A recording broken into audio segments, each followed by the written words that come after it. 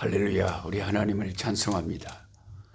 하나님은 항상 변함이 없으시며 하나님의 그 위대하심은 항상 우리의 찬송의 제목입니다. 하나님을 사랑하는 사람들과 함께 매일 성경을 석 장, 넉 장씩 읽어서 1년의 성경을 일독하는 꿀송이 보약 큐티 말씀을 시작하겠습니다. 오늘은 2023년 3월 17일 금요일입니다. 오늘의 읽을 말씀은 사무엘상 13장에서 16장까지의 말씀입니다. 사무엘상 9장에서 15장에 최초의 왕, 이스라엘의 첫 번째 왕인 사울 왕이 등장합니다. 사울 왕이 처음에 등장할 때 참 신선했습니다. 굉장히 말도 과묵했고 또 자신을 반대하는 사람들에게 너그러웠고 그는 겸손하게 사람들이 자기를 왕으로 세우려고 할 때에 자신을 숨기는 모습을 보였고 끝까지 인내하며 하나님의 때를 기다리면서 참 여러 가지 그 지도자로서의 훌륭한 인격의 모습을 보여주었기 때문에 겉모습도 외모도 훤칠했지만 그런 자질들을 보고 참 지도자로서 참 훌륭한 지도자가 될 수 있겠구나 하는 그런 모습을 초창기에 보여줬습니다. 근데 문제는 얼마 안 가서 하나님에게 버림을 받고 악신에게 시달리고 불행한 최후를 향해서 내리막길을 걸어갑니다. 이것이 참 우리 신앙생활의 슬픈 비극 중에 하나입니다. 신앙도 변질될 수 있다는 것, 이게 정말 가슴 아픈 일이지만 그러나 실상이 그럴 수도 있다는 것입니다. 사울의 경우가 그것을 우리에게 극명하게 보여주는 거죠. 사울의 실패는 네 가지의 결정적인 잘못이 그 인생에 나타난 그것이라고 봐야 됩니다. 네 가지 잘못. 그 네 가지 잘못을 사울의 신앙의 그 변질에서 우리가 살펴보면서 나도 사울처럼 되지 않도록 이게 참 다른 사람의 실패를 통해서 우리가 경고를 받아야 돼요.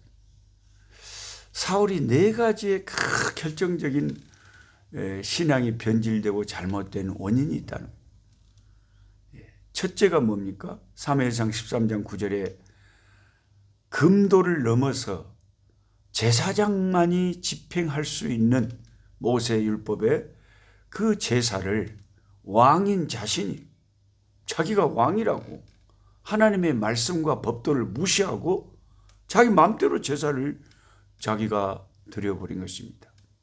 있을 수 없는 일입니다. 처음에는 물론 사울이 사무엘 선지자를 기다렸습니다. 그도 말씀을 아니까요. 7일 안에 사무엘 선지자가 그 장소에 오겠다고 사람을 보내서 약속을 했습니다. 그런데 7일을 기다렸지만 선지자가 오기로 약속한 날에 오지를 않고 있는 것입니다. 그런데 그 7일 동안 적군은 가까이 다가오고 있고 백성들은 이제 점점 사울에게서 흩어져 갑니다. 마음이 다급해질 수밖에 없어요, 사울은. 그래서 사울은 이거 안 되겠다 싶어가지고 말씀에 어긋난 줄 알면서 자신이 번제와 화목제를 드려버린 거예요. 근데 공교롭게도 번제를 마치자마자 선지자 사무엘이 나타났습니다.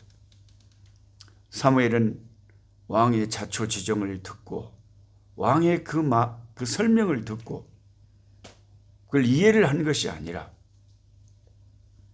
왕에게 한 말이 왕이 망령되이 행하였다고 질책을 합니다. 왕이 미쳤나 보다. 이 일 때문에 왕의 나라가 길지 못할 것이라고 그 자리에서 예언을 합니다. 여러분, 번제를 드린 것이 무엇이 잘못입니까? 네. 하지만 하나님은 말씀의 하나님이에요. 우리가 섬기는 이 기독교는요, 말씀의 종교예요. 하나님 말씀에 따라서 그 말씀에 순종하여야 아버지가 기뻐하시지, 내 마음대로 예배를 드려놓고 내 마음대로 하나님을 섬겨놓고 하나님 좋아하시겠지, 이게 큰 문제가 된다는 것이죠. 말씀에 무지하면 이것은 큰 재앙을 가져온다는 거죠. 말씀에서 어긋나 내 소견대로 제사를 드리고 하나님이 기뻐 받으실 것이라고 생각하면 여러분, 큰 착각입니다. 오늘날 많은 사람들이 자기 판단, 자기 열심, 자기 생활, 자기 생각을 가지고 신앙생활을 한다는 것은 굉장히 위험한 것입니다. 나중 하나님은 말씀의 기준으로 우리를 판단하실 것이기 때문입니다.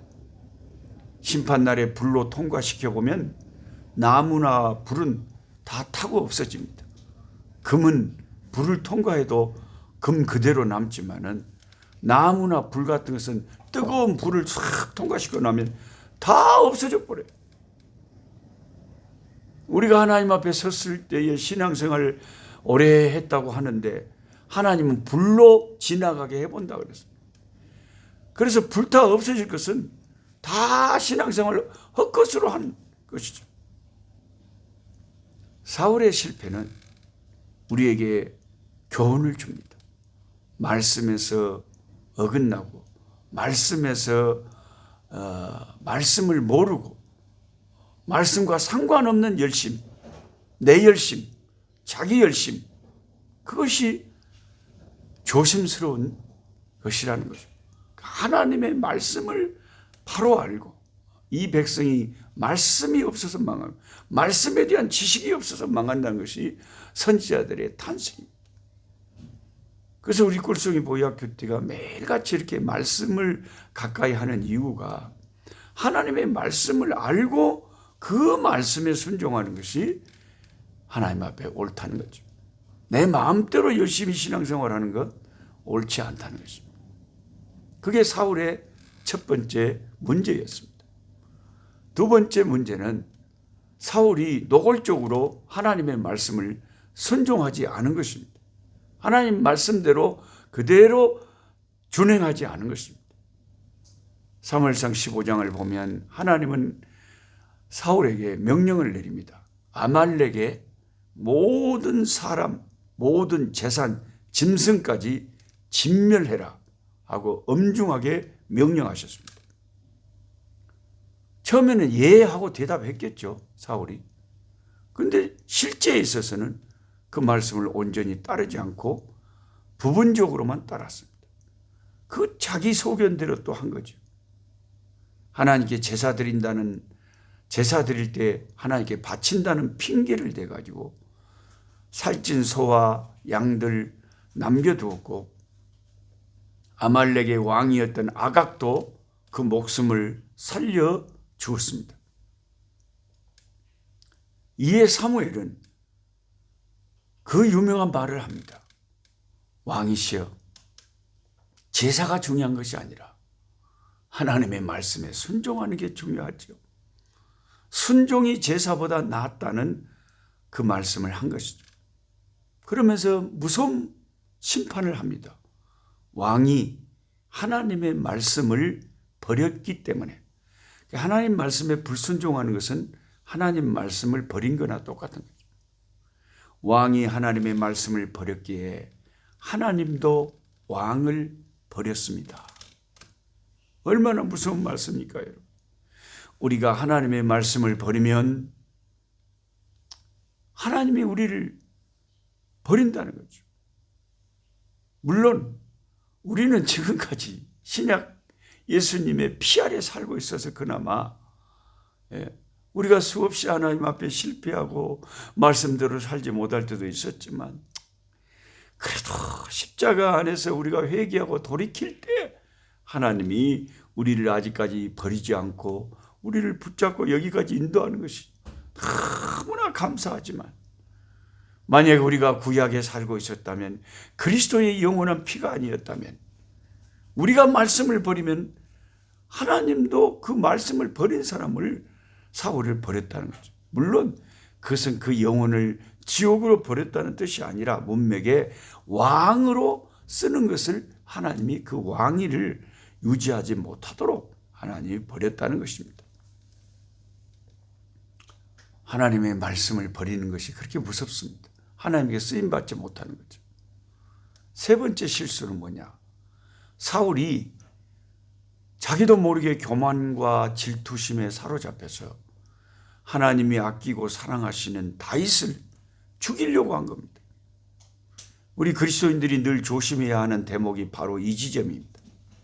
우리는 내가 조금 유명해지고 쓰임받고 지위가 올라간다 싶으면 나도 모르게 교만해져 가지고 다른 예수 믿는 사람을, 그 사람이 또 하나님 앞에서 딱 쓰임받기 시작하는 것 같으면 나도 모르게 견제를 하는 거예요.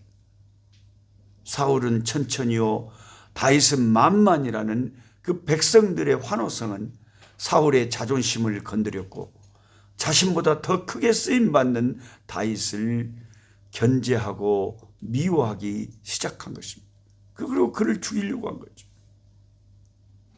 미움이 변하여 살인의 그런 지경에까지 이르고 거기에 악한 마귀가 죽이고 미워하고 싸우는 마귀 역사가, 그 악령의 역사가 사울을 사로잡은 거죠. 바울 사도는 모든 믿는 사람 중에 자신이 가장 꼴등이라고 늘 고백했습니다.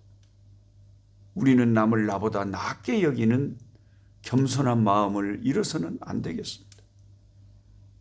저도 목사하고 선교사지만 이번에 이렇게 귀한 목사님들, 귀한 선교사님들 뵙고 같이 식사하고 같이 예배드리고 같이 또 선교에 대해 또 서로 의논하고 서로를 위해서 기도할 때 한 분 한 분 뵈면 참 귀한 분들이다. 보석같이 귀한 분들이다. 그런 생각을 합니다. 내가 가장 부족한 죄인이라는 것을 하나님 앞에서 인식합니다. 우리가 이 자세를 죽을 때까지 평생 잃어서는 안 됩니다. 그렇지 않으면 사울처럼 된다는 거죠. 사울왕처럼 되고 싶습니까? 마지막 네 번째 사울의 실수는 자신이 또 자신의 조국이 어려움에 처하자 하나님을 찾은 것이 아니라 신접한 여인을 찾아가서 무당을 찾아가서 무당을 접촉하고 무당에게 물은 것입니다.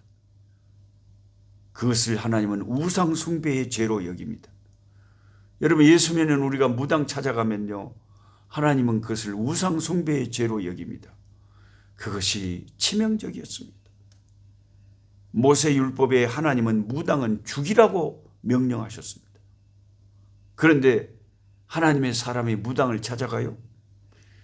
오늘날 교회 다닌 사람들 20%가 무당을 찾아간 경험이 있다고 합니다. 기가 막힐 일입니다, 여러분. 오늘 이 말씀을 혹시 여러분이 한 명이라도 듣고 있다면 명심하십시오. 제가 조회수를 보니까 한 하루 이틀 정도 지나면 한 800명에서 900명 정도가 지금 이 꿀송이 보약 큐티를 조회를 하고 함께 성경 공부하고 있는 것 같아요. 800명, 900명이라도 얼마나 중요합니까? 명심합시다. 절대로 예수 믿는 우리는 아무리 답답한 일을 만나도 주여 기다리고 주를 부르짖고 주께 기도하는 것 외에는, 믿음으로 사는 것 외에는 절대 귀신에 접촉된 무당을 찾아가서는 안 됩니다. 믿음으로 사는 거예요, 우리는. 귀신의 인도대로 사는 게 아니에요. 성령의 인도함을 받아야 되는 거예요. 이 신접한 여인을 찾아간 일로 사울은 결국 다음날 전쟁터에서 그 귀한 하나님의 사람 그 아들 요나단과 함께 그 목숨을 잃게 됩니다. 앞에 세 가지 실수로 인해서는 그가 왕권을 잃었지만 무당 찾아간 일로 인해서는 그의 목숨을 잃은 것입니다. 그만큼 우상 숭배의 죄는 무섭습니다. 드디어 이제 사무엘상 16장에 가면 하나님의 마음에 합한 사람 다윗이 무대에 등장합니다. 박수 박수 박수. 하나님도 다윗만 보면 좋아하시고 우리도 다윗을 보면 너무 귀하고 하나님의 눈은 온 땅을 두루 감찰하시고 누가 전심으로 하나님을 위하는가를 살펴보시고 그를 픽업하십니다. 베들레헴 시골의 한 작은 양치기 소년 다윗을 하나님의 예리한 눈은 정확히 포착하셨습니다. 그리고 사무엘 선지자를 보내 그 소년에게 왕으로 기름 붓도록 명령하십니다.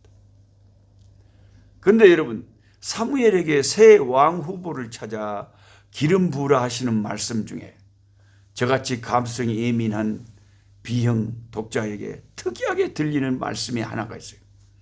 그게 사무엘상 16장 3절입니다.